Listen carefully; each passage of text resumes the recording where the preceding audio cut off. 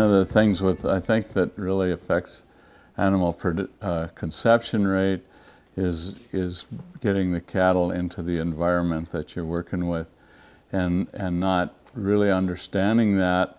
A person just accepts what cattle are and where they're at, and as you work at moving your grass and you're moving your cattle at the same time to make those improvements, it does affect conception rate, but it also, you are learning that you have to cut back on your input costs, and when you start putting that into the perspective of cutting those back, then that does affect some of those cattle that aren't fitting your environment. And so those are the ones that seem to slide out as far as the breeding part of it or the conception rate part of it. And as you look at the whole picture and look at your financials and what you're cutting back, it's better, over time it's better to see them go out or let them go out. And if you let those slide out along with the conception rate, the herd just gradually gets better, and it's a more economical herd to run financially, and your results are better as you fit that environment as you move. But it does hurt as you go through that process. So you have to plan for that.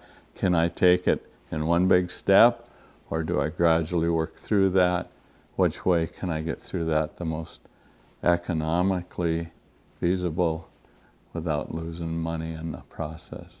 And what we found as we went through that, we took it slower, and as we took it slower, it was not as big an impact, but it was a gradual loss. So over time, did it make a lot of difference?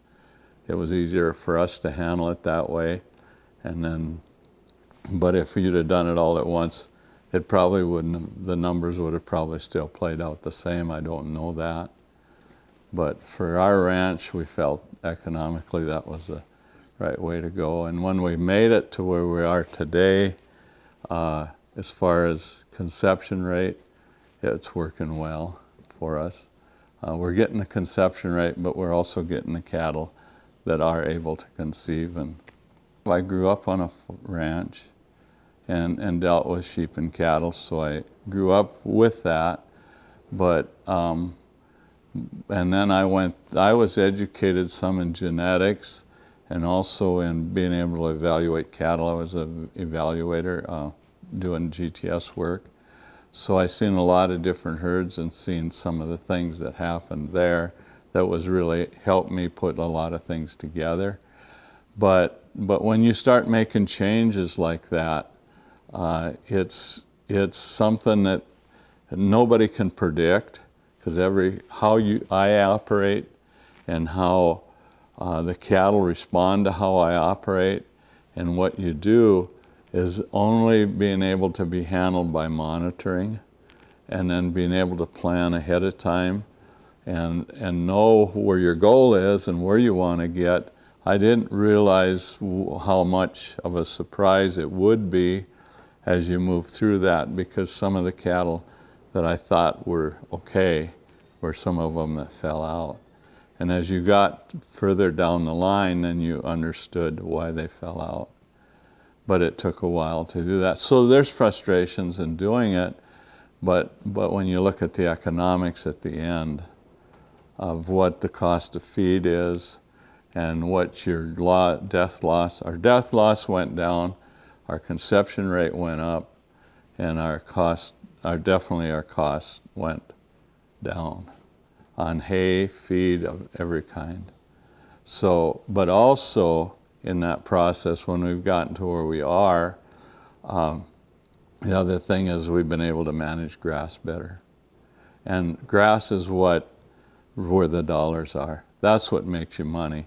The cows are just there to take that off, and it's your selling product.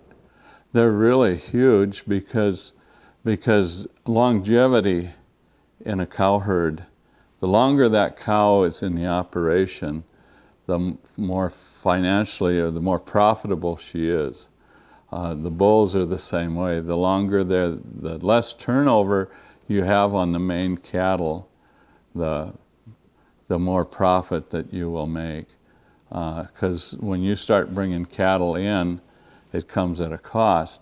And I think you have to take the information from different sources that you can get it, and then analyze it and apply it on your operation, because what works on mine will probably not work on your operation because of personality, because of the land base, because of the genetics, everything. One of the things with the information that you get and you get a hold of is to be able to sit down and really put numbers together to make that, to understand where you want to go, and is it economically feasible? Does it work on your operation? A lot of records are very important. I mean, you don't have to go into so much detail, but you need to start out doing a lot of record keeping to find out where you are.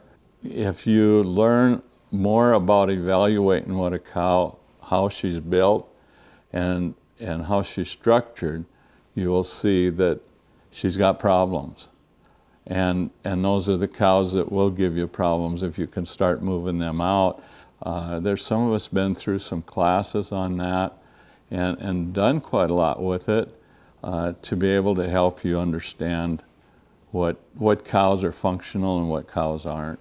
And there's different people that you can bring in that are very good at that.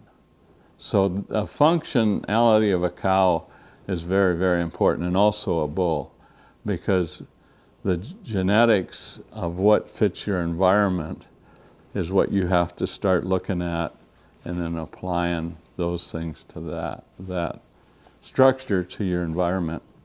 And then those cows will perform a lot better. They'll breed better, they'll raise bigger calves, and they'll cost you a lot less money. And feed and stuff like that.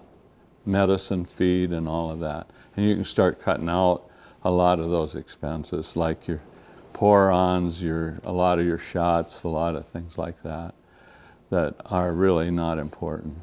But if you drop those and then start really, but do it slow enough so that you build into it, so that you've got the stuff behind it to be able to let it go, and you will be fine.